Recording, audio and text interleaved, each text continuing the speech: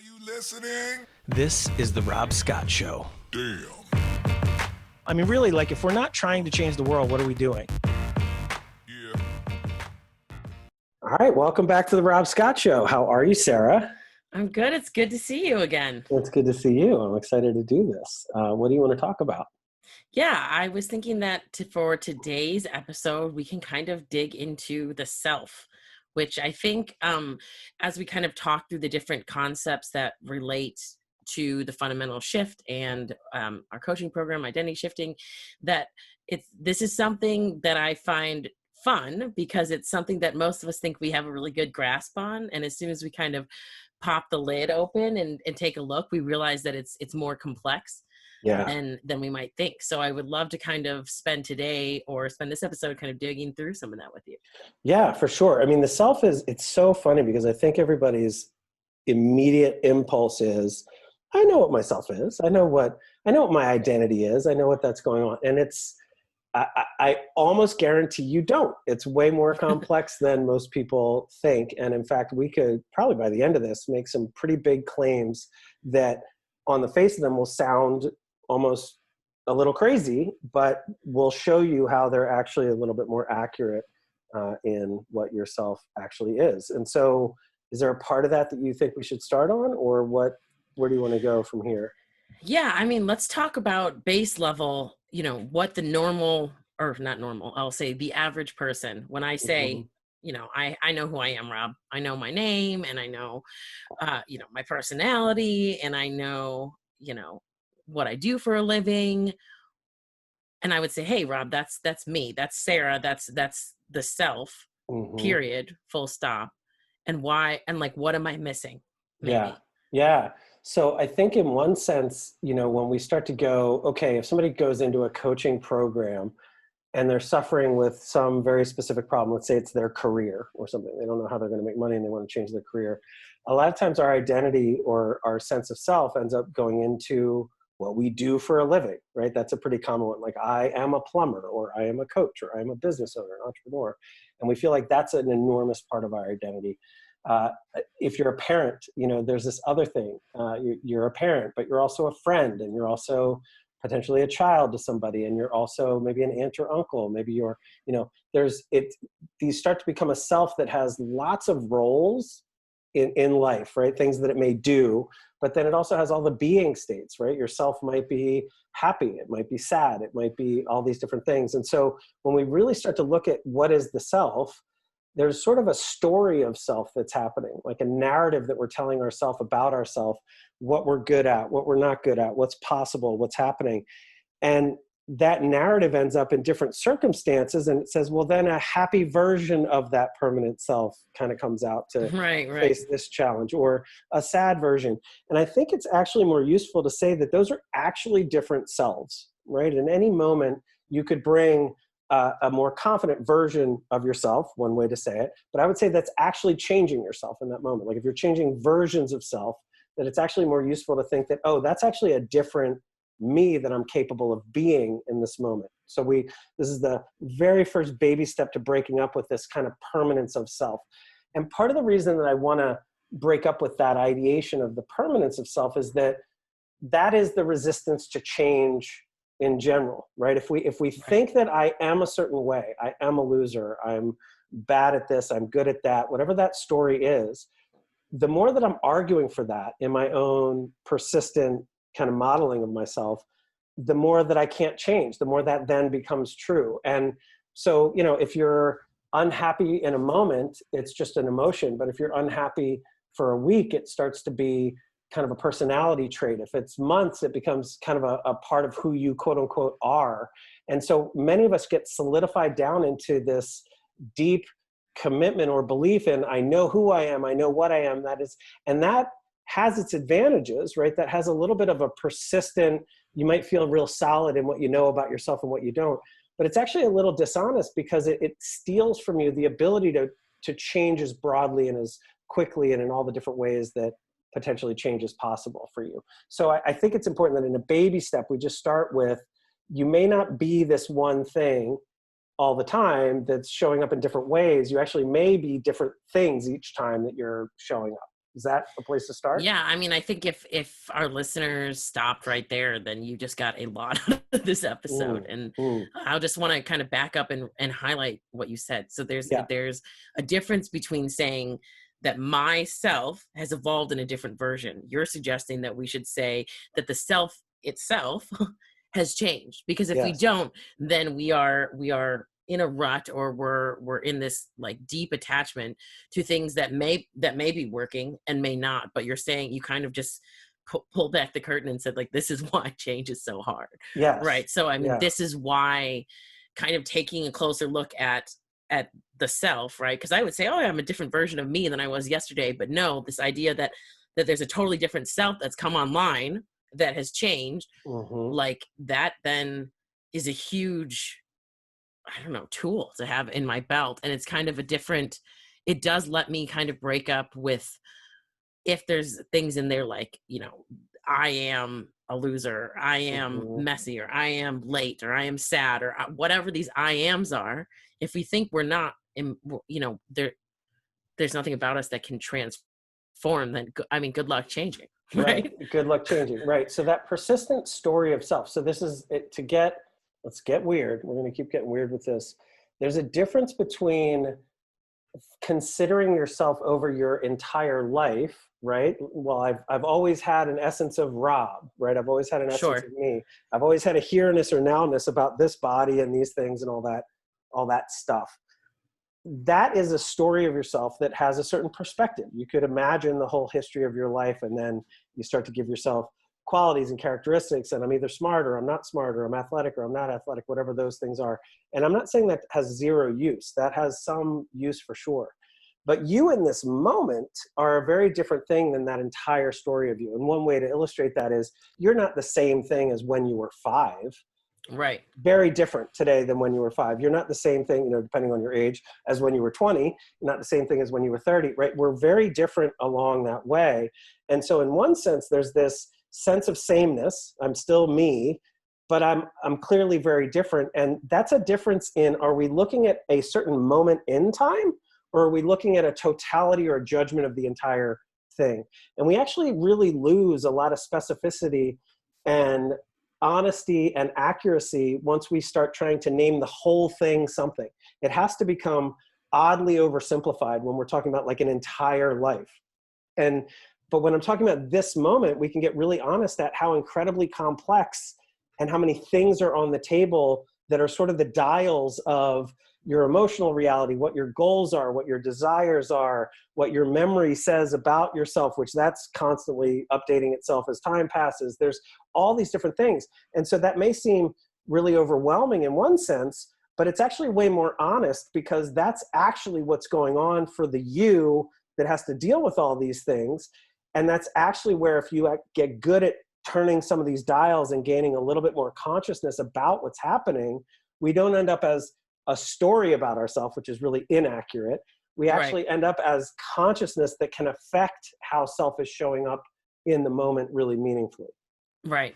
Yeah. I mean, I have said, I think in a past episode, that if we relate this back to the fundamental shift, it's again one of those things. And this made me think about it when you talk about how when we say, oh, let's look at like who we are, you know, zoomed out, it becomes very limited, because there's only, you kind of shove it all into one perspective. And if you dial in, you can see more of these nuances. And I think that's a good kind of way to illustrate what I had said in the past about this fundamental shift. Most of the time we want like to back out. We want the more, the bigger, the wider. And I was saying that the fundamental shift, the more that you dial it in, the more kind of your world opens up. And most things you think of, the more you kind of zoom in, the less access you have. And it's like, it's the same way, I think, with our understanding of self. As soon as I say, well, I'm Sarah, the entrepreneur, or I'm Sarah, the podcaster, or Sarah, the partner, or whatever, Sarah, the daughter, I have kind of limited all the nuances to.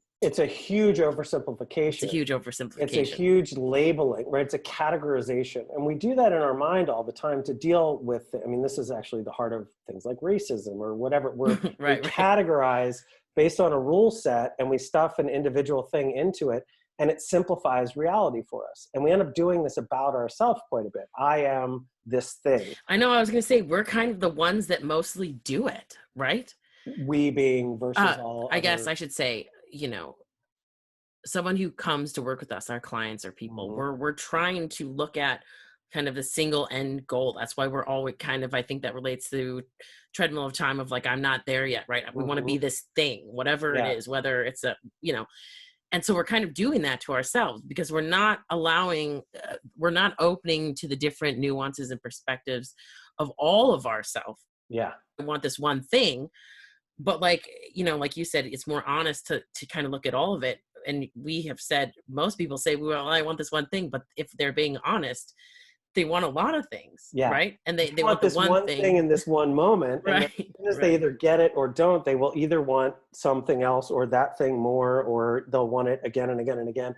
That's a constantly moving target. And so even if you get what you wanted there and you say, now I am entrepreneur won't feel like what you thought entrepreneur felt like. It's just entrepreneur is coming with all this extra meaning or categorization of like, once I'm that thing, then I'll be financially free and time free and people will respect me and I'll be loved and all these things. And then you get there and number one, it's not what you thought it was because that wasn't the only thing you wanted, right? There were all these other things that were adding to it, but also it becomes untrue. Like you might say, oh, I'm an entrepreneur, but now all of a sudden I'm not selling anything. So am I an entrepreneur still? Or we want this permanence of something and there's just no permanence to it, right? It's this, it ends up being a story. So all of a sudden it's like, well, are you good at sales or not? It really depends on the moment. And to just say I'm great at sales, well, maybe for a little while until you're not selling, but in what way are you making up that story about yourself? So there's one aspect of this when you start to realize that the story about yourself is inaccurate, very fluid, very different. You can start to make more useful stories about yourself when it's time to do that. When it's time to think about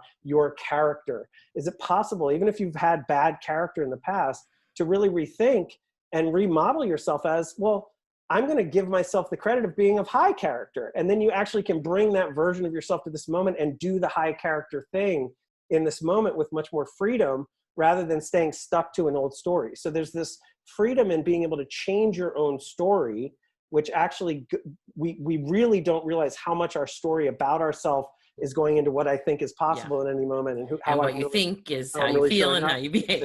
Exactly. So that messing, and then also once you see that it's really not true as a story, that it may be useful in a moment, actually putting down any of the story just to be more with what is much more into isness, into the fundamental shift, into presence, into this moment. And from that moment, now you're not attached to desires or models of the future. You're not regretting models of the past. You're not carrying all this extra emotional energy and baggage. You can literally just be here facing whatever's directly right in front of you much more honestly, without the labels of, am I good at this? Am I bad at this? Am I established enough? Am I wealthy enough? All the story that comes with it. So yeah, and I was just going to say, I think in another recent episode, you had mentioned something about how this capability to kind of leave self allows you to re-enter it in a powerful way. And so, just to continue the theme of weirdness on our podcast, is I'm kind of thinking about it as there's yourself, and the self, right? So all these things that we've talked about so far, to me, are ways to optimize your model of self, your personal model of self. And the thing that I've learned working on this training with you and talking about the fundamental shift is that there's a cooler trick, we'll say, which is not just the ability to kind of work within yourself, your model of self, but to leave self completely, which is a little nuanced. And it took me, I think it took me a minute to get it. So I don't know if it'll make total sense to jump on the podcast, but if you want to dig deeper, check out our training, reach out to us. But I kind of want to talk about how there's a difference between accessing isness, leaving thought, the things that we've kind of already talked about as yourself, right? Sarah experiencing, my feet on the ground versus like feet on the ground, the feeling of feet on the ground, because it's not it can be tricky if we don't kind of say it the right way. Well, So it's very subtle. And right. if we take the assumption that self is persistent or is the background, and this is what's happening if you've never worked with your consciousness, what's online for an average normal human being is your mind is manufacturing a self that is made up of some of your memories, some of whatever you're being challenged with in the moment, some version of you shows up. And when that feels completely unconscious to you, like it's just happening, well, you're as much a victim to that version of yourself Right. than you would be to, a baseball flying at your head externally, right? This Right. internal thing. So part of what we're doing in our work is expanding people's consciousness to realize that there are moments, moment by moment, where you're actually not identifying with ego or self, where you might actually be identifying, and this is where identity gets weirder than just the self, right? Sure. You might be identifying with a desire. You might be identifying with how you're modeling the world or what other people expect of you. You might be heavily identifying with the self and being very self-reflective in the moment. But you may also be noticing your breath. You may also be tasting a strawberry. Each of those moment by moment experiences, the self is kind of part of it, kind of not part of it, fully there, not really fully there. And this is again where I'm trying to break up with this just assumption or base story that the self is always here. I'm Rob. Rob is in the center of my conscious experience. And so Rob is in relationship with this and Rob's always here. And yeah, maybe he changes and evolves over time, but he never goes away. I mean, it's much simpler than that, in that as soon as you truly just taste a strawberry, the first version of that is being aware, oh, Rob is tasting a strawberry, and being a little bit judgy of the strawberry or whatever. But purely the taste of the strawberry doesn't have a Rob in it in that moment. Now, most people are capable of doing that. We do that all the time. We taste the strawberry. But what comes on right after that is all the judgment about the strawberry, me again thinking about myself. Where do Or the I identification of self to strawberry? sensation. Correct. Right. Exactly. Yeah. So this game of realizing that your self is a model that is being created, and you have way more access to model differently, so much more capable, get rid of addictions, do this, put down procrastination, all these things. You can create a better model. But to your point, you can also, time to time, in a longer practice if you wanted to, but moment by moment, you could just put down self as well. You could put down, in fact, all of the modeling, right? Because you're modeling other people, their desires, what you want, all these things. I'm sometimes we talk about lenses and how those Right. occur to us and end up being altered by a lens. That is a really good, metaphor for what's happening there. But even before the alteration, realizing that you're actually manufacturing these things as models or possibilities, or like when you think about the future, you're modeling a future. If you get Yeah. really attached to that model of the future, that's a good way to suffer, because humans aren't that good at actually telling the future. So very often what we model isn't actually what comes true. And so as attached as we get to that, what we want and how we'd like it to be, when the real future shows up, we're like, why aren't we where we're supposed to be? And that's what human suffering, in all its forms looks a lot like. So realizing, oh, I'm modeling the future, and I can do that with use and well, but I can also drop the model, right? I can stop my thinking and come back to breath. I can move to model something different. I can imagine a different model. That skill set is a lot of what identity shifting is about, a lot of what real mastery of self, when we talk about self-mastery, self-transcendence, self-actualization, all of this, we have to understand self at a much deeper level before any of those are going to be as meaningful as they could be for us. Yeah, and the thing about identity shifting, I mean, although I know I'm extremely biased, is that it's a really complete, it's a complete application, because I think, I just don't want anyone listening to hear you say, oh, you have ability to drop the model. I want them to hear what you said before, which is that we drop the model so we can recalibrate and then pick back up whatever self we're choosing to put on, so to speak. And that's kind of where the power lies, because we've talked in our other programs or in different webinars, or you might have heard Rob talk about this term like stillness in motion, which is this really deep connection to like very centered being, which we'll say is dropping all the models and leaving self. And also this very powerful, capable, successful doing, which is, Mm-hmm. I think, picking the models back up, putting on a self, and like getting what we want. And when you were talking about like human suffering, I always like to kind of think base level, like if I bumped into someone on the street and I said, how's it going today? And they gave me an honest answer, right? Here's what I'm dealing with. Here's like map whatever their loudest concern, their stresses, their worries are to a thought or a belief, and map that thought and belief to the model of self that they're wearing. And then tell them, hey, guess what, that self that is creating, like, you know, this ripple effect where you're just like, oh yeah, it's a bummer that X, Y, and Z is happening, right? And not the ability to kind of see the layers, see the nuances that we've been peeling back, you know, on the Mm-hmm. podcast. That's why this really matters, because all of our suffering is coming from, you know, various levels of what models are we able to drop and put back on. Yeah. And so what we're trying to do for you in the training, in the way that we're restructuring the business, and what we're talking about, you know, on the podcast, is giving you more access to turning the dial. Mm-hmm. Whether you're turning it all the way off and then turning it back on, whether you're turning it up, turning it down, like we said before, it's not about one belief. It's about examining the whole system of belief making. And I just want to remind people who are listening, we're like, oh, this is interesting, but I don't really know what to do with it. That it really matters, because it gives you agency to turn the dial, or to turn it Mm-hmm. off, or to turn it on.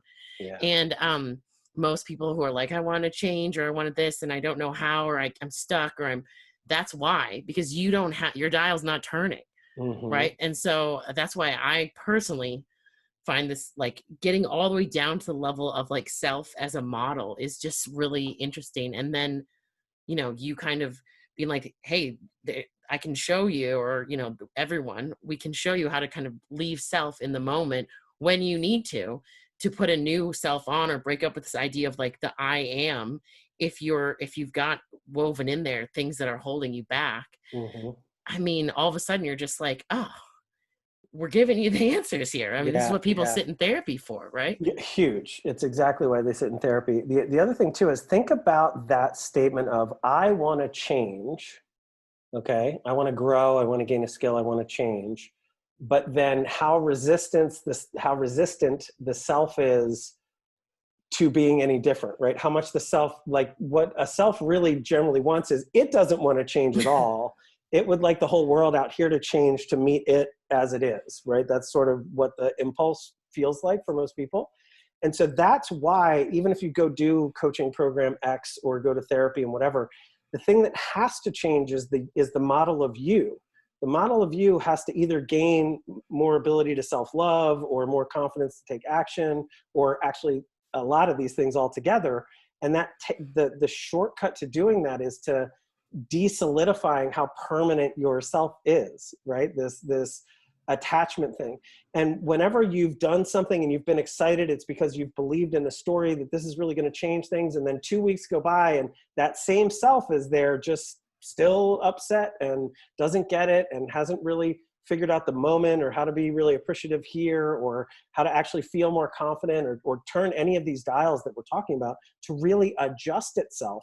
Not one time, not now and then you're forever different, but as a skill, as the world keeps hitting you, knowing how to turn up this dial, down that dial, really connect to that emotion that feels amazing, you know, not focus or make that emotion that's tough as loud, you know, move our focus, model differently. That skill set is what wisdom really looks like. It's what true, and it's inaccurate to just call it happiness, right? Happiness is one of those Right. states within that, sure, you can turn that up more often, but it's not about that. It's really about like peace and wisdom and the ability to face the different challenges as they come from the relational stage, from your own biology, and if you get sick phase, and everything in between, like managing your own desires and what you do. And so if yourself, just to bring this back to talking a lot about self today, the more solid that yourself is, the less you're aware that yourself is a construct that you're creating moment by moment, the more that you believe that to be permanent or some real thing or unchangeable, or I just am the way I am, I'll never be able to be different than this, that you're choosing your path. And then that is where change is going to be much more difficult. You're not going to gain the access to changing these dials, which are the ones that actually mean the most to you, to change. And so, it starts with, can you, honestly, bring back the breath. Can you move your attention around? Can you see that Right. you're actually very different in different circumstances? Can you see that in one moment you can feel really confident and okay, but if somebody says one idea about maybe even your sense of self, it can all kind of crumble in that moment, and a very different you comes online, one that's hurt, that doesn't feel trust, that's scared, that's whatever. For some men, you're in a room and this big, aggressive, huge physical guy comes in and you felt all confident and comfortable a moment ago. Now you're afraid. That is actually a different version of you that is, because the world changed a little bit, now a different version of you is coming online. And so rather than just saying, oh, that's the way it is, big guys always scare me, it's like, no, is there a different version of you that even with a big guy there, you don't have to be as scared, right? Could you manufacture a different version of yourself? Now, some of these things are, I'm not saying that you immediately can just put on like, I'm a genius and you were never a genius before. Some of the parts of ourself or our capabilities or whatever we can do are more persistent than others.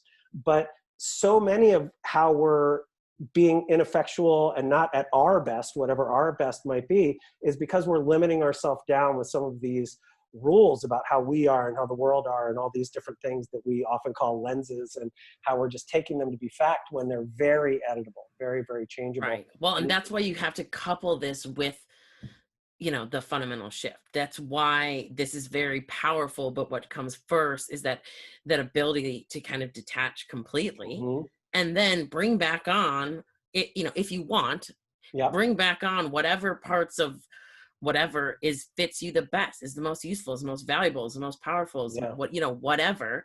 And I know also there's a part in your training where you talk about how context matters. So this is an aside, and I feel like, I don't want to oversimplify anything because I don't think that does us justice, but I think we need a Sarah analogy for every deep Rob thought on our podcast. Do it. Yeah. We're talking about self. I was thinking, I went on this this kind of hippie Airbnb stay, and this lady rents out, she has a sustainable house, and she rents out this bus that you can sleep in. And then behind the bus, there's another I don't know if it was a mini bus or a trailer or something. I think it was more just the shorter bus, which was designed to be a closet. And so she's like, oh my gosh, she does plays and all this stuff. And she's she's a really awesome, interesting lady, but she was like, you got to see my closet. And so she's showing us around this trailer. And I have never seen such a variety of clothes and costumes. And she had a hat and a shoe thing. So it was just I keep thinking, her name is Blake, and I keep thinking of Blake's trailer when you're talking about self, and how, it maps in my head, because I think of, let's think about every outfit as a different self, right? And so sometimes that outfit, when it's cold, needs a sweater, and so you add to it. Or sometimes it's hot and you're like, oh, I'll just wear the shirt.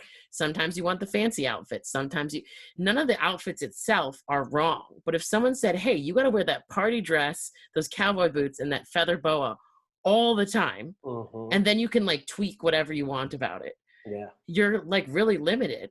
And what we're saying, this is, sorry, listeners, but this is what I was thinking about. When you were there's an invitation here to leave self, not edit yourself, but leave self, the self. That's saying, that's discovering, oh, I don't actually have to wear an outfit at all. I could take everything off and then put on something brand new, or don't put anything on, right? Because I'm getting in the shower or something. Right. It's not even always that our self that we're wearing, the outfit that we're wearing, is bad.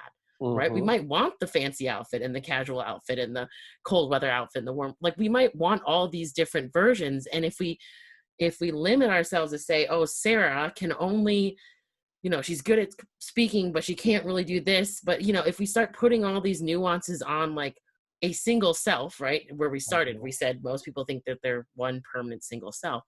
Then it's so much more limiting than saying oh, you hang that one up. Maybe you need it later. Maybe you don't. Maybe it has holes in it and you need to throw it away or donate it. And then go look at the 30 other options that you have hanging in your closet. That's kind of my weird. The other thing too, so I love that. And let's take that further, or I'll make it even weirder. Imagine imagine that when we're so self-critical, like something's gone poorly, I didn't get the sale, or this date didn't go well and the person didn't like me, or whatever's happening, rather than making that about your permanent self, it's a better analogy to just go, I might have had the wrong outfit on in that moment, right? That wasn't my best self. That wasn't the best kind of me to show up.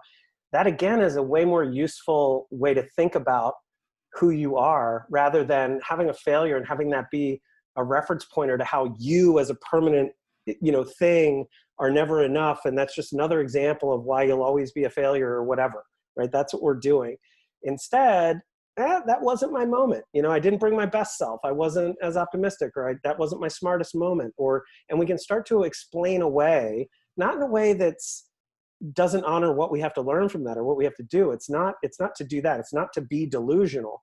It's much more to be much more accurate in how much play you do have and what's really possible for you at your edges and where you can really grow. And to be able to do that with confidence and care, be able to just put on another outfit and try again, right? Bring a little bit different self and go, hey, maybe the next time if I did it this way, it would work. And that lets us really grow and try things in big stuff.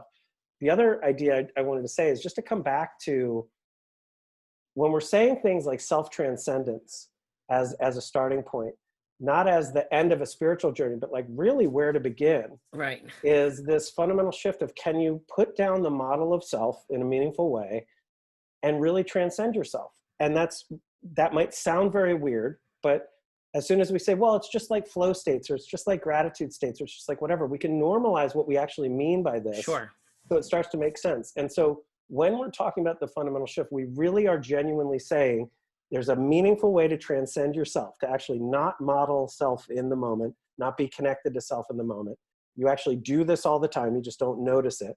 Because as soon as self comes back on, it brings a whole story of itself as if it's always been there. So once we see that kind of illusion, now we gain access to being able to tweak all the dials of self, the desire dials, the emotion dials, the how physically tired I am dials, to whatever degree those are editable. And they're not just infinitely magically changeable, but they have way bigger degrees than you realize. And different combos of those lead to these different outfits that we're talking, like a different self can really show up, and you start to get different results because of that. That's the beginning of self-mastery. Now we're not overreacting to this impulse or having to overfunction because that person thinks something about me or whatever. Right. So we're gaining, so we've transcended self to come back and then rebuild moment by moment a self that has much more mastery over its modeling, its reaction to certain things, its ability.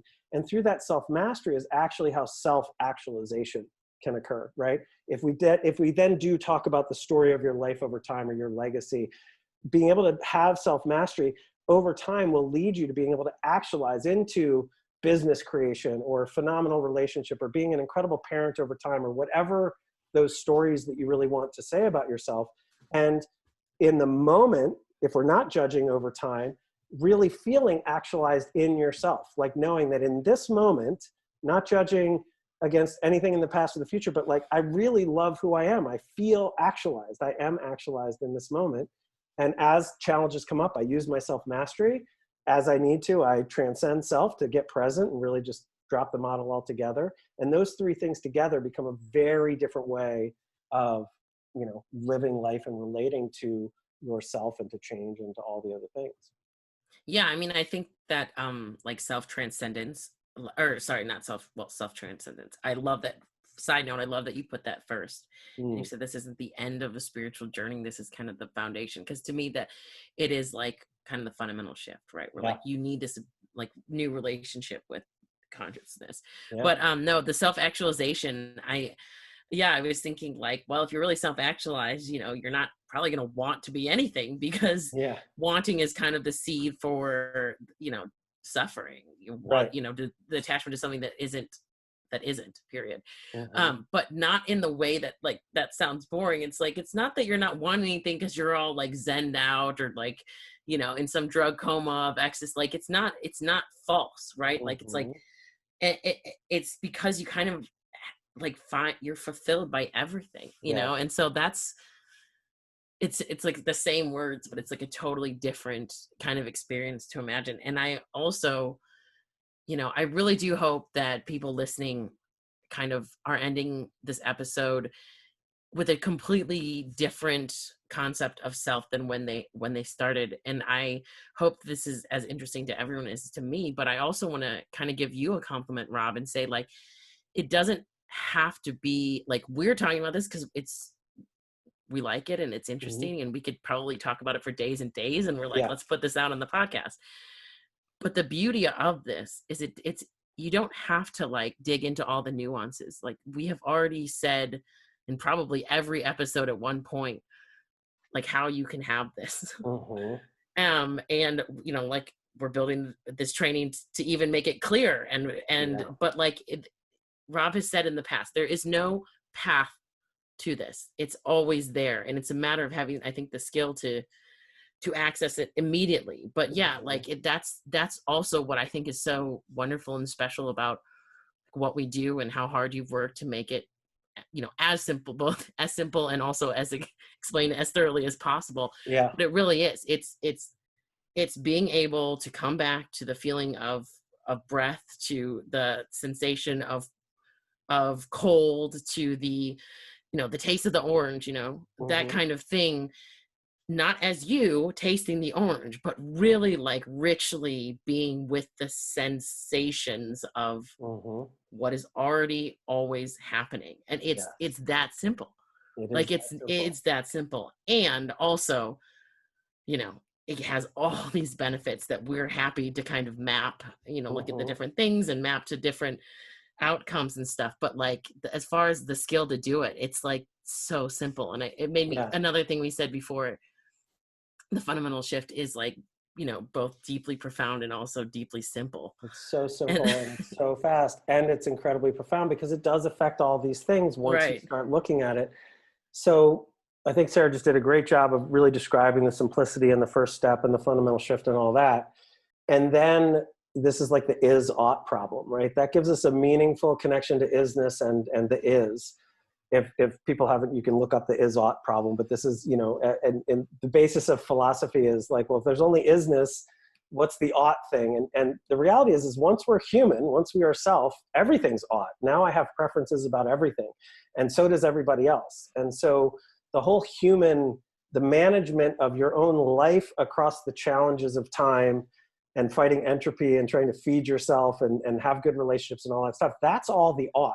That's going to require more wisdom and better modeling and everything. Sarah's point is that this shortcut into isness is such a fixer of so much of that. And that alone is life-changing and amazing. But the reason that identity shifting is a different thing is that you also are going to get up to eat some dinner and try to parent somebody and maybe start a business or be an employee or whatever you're doing. That needs to be managed on the identity level. And then what we really want to get to is how do our groups and our societies and our nations and our cultures and all these things that we have, these different levels of complexity at the group level, how do they make better sense so that we can all be ultimately maybe on the same team and just wonderfully thriving across the whole thing. So that gets, when we're talking in all this complexity, it's because we're dialing in at one little level of Right. any of those things. So there's an infinite thing to talk to. But I think to Sarah's point, the starting point is, can you break up with this moment, your projection of time? Can you break up with self? And all of this is just into the sensation that's going on for you. And that's the very, very first step. When you get that meaningfully, we might call that the fundamental shift. And then there's a lot of wisdom to unfold after that, which is, identity shifting and into societal shifting, et cetera. Yeah, I mean, we were talking in a meeting this morning. Rob and I were talking about how, you know, what I hope that we have done, but I know that we will continue to do as well as we can and as good as we can, is to be very clear that there is an is and there is an ought. And Mm-hmm. it's not one or the other. It's a spectrum of both. And I think one of the things I'm really proud of us doing is kind of really putting together a list of tools that relate to kind of duality, Yeah. good and bad, being human, getting outcomes, and non-duality, which is Mm-hmm. how to kind of have this rich experience in isness, not Sarah to isness, but just to be in isness, Mm-hmm. and how it's both, right? And Yeah. so anything going forward or looking back, when you look at any Rob's stuff, or what we put out. Just remember, sometimes we're talking more about is, and sometimes we're talking more about ought, but like the core of what we need as humans to shift society, to shift ourselves, to get outcomes is both. Mhm. And often, I don't know if we'll have to maybe tackle it on a different one, but we should talk about nested duality. But often you're going to get someone saying it's one or the other, and that's why you might hear us say that different things are incomplete, or this is more complete or more universal, because it's addressing both sides. Because like Rob said, we are humans. Like, we Yeah. can't just be in isness, we can't just be outside of isness. Like, we got to have both. And I don't know how, but I feel like we've lost that as a society in I some don't know that way. we ever had that. I think a lot of our spiritual leaders sort of see the power of the isness part, and then that becomes, all the rage, and it needs to be both. And so we have to hold that paradox as humans. And that's another way to describe wisdom. Once you can do that well, now you get that, yes, on this dualistic plane, that really matters, and there's an ought here, and I want it to be a certain way, and I see that you want it to be a certain way, and we can hold that. And then there's a real meaningful connection in that exact same moment to, and this is just what is, and that's what's expressing, and so we can accept it, or all that stuff. So that, managing that well across both those domains and having one foot in each, or you might think of like going back and forth between them at first, that is the real beginning of wisdom, which is so necessary. I had another call today with an old friend, and we were talking about the pace of exponential change that we're seeing through technology and the chaos in the world. And even if, coronavirus may go away, we might solve that to whatever degree. It may permanently change us in some way. Like, we always have to get vaccines. Like, don't know what the future is going to go. But whether it's that or something else, we're going to have this constant sense of change, because that's just what's going on. And so if you think that, like, once we get past this thing, then I'll be able to get a beat and I'll have the time to build the business that's going to be the final answer to the whole thing, like, all of that is an illusion. It really is not going to, it doesn't mean you can't build a good business. Of course you can, or maybe you can, or whatever. But that harking back to a place where you've got time in the decisions, that is actually going to keep, it sure seems, right? It's going to keep accelerating as it's been accelerating. And so we actually have to get meaningfully this access to isness, so that we can pause all that rapid judgment of duality, of yes, no, good, bad, like that, don't like that, and slow all that down with like a real meaningful stop button. There's a couple of words out there, the meaning crisis, right? We're in this meaning crisis, meaning we can't trust our news, and we don't know what meaning to make, and all the information's out there on the internet, and we're not all getting the same stuff. There's 1,000 layers to this meaning crisis. And is there a meaning crisis? Yes, but as soon as you stop making meaning by coming into isness in a meaningful way, you're immediately out of the meaning crisis. You've stopped doing that. And so It's very like hamster on the wheel type yes, situation. exactly. And so there's a ton of big brain people out there just talking the meaning crisis, it's going to be the end of it, blah, blah, blah, blah. And what's quite obvious to me is, right, but that's only if we're lost in the meaning making and we can't escape it, and we're so attached to there's some right meaning here. The meaningful leaving of that moment by moment, to just go, oh, let me reset, let me come back on, let me make different meaning, let me not make as much meaning, let me slow that meaning making muscle in my mind, because that's what the mind is for. It's basically a meaning making machine all the time. And so it's kind of comical to watch all of the humans be lost in meaning making, and it's almost like you could hear their brain just talking faster and faster. Boom. And what's going to happen is, once that pops, it's either insanity or maybe death or whatever, but maybe it's just a pop into isness, like, oh wait, I can stop doing this whenever I want. That's what I'm going to vote for. That's what I'm going to hope for. And I would really like people I'm going to vote insanity, but yeah. I'm more of a pessimist. Yeah. I think that we're looking at insanity. I mean, that's what it is this incessant kind of meaning making is insanity at play. And so backing away from that to make less meaning come out of that, is deeply important as a skill. And so I don't know if that was just horribly depressing or what. No, I think it's really powerful. And I would say, if you're either new to listening to us, or kind of these concepts feel new to you and you want to play with them further, that paradox of, isness and oughtness. Mm-hmm. No, see, you can just start to notice, do I have an access to isness? Can I Mm-hmm. do what they're talking about? Can I calm the mind? Two, can I access oughtness? Can I Mm-hmm. leave that kind of zen and come into useful, valuable, in control meaning making? Or is my mind, as soon as I leave the isness, is my mind going crazy? Yeah. And kind of the third level or whatever question that I ask myself, this is just what I ask myself, so I'm really just telling you how my brain works, is like, how well am I balancing both? Can I balance both? Am I like in the paradox, or am I getting like really, am I starting to suffer in the oughtness?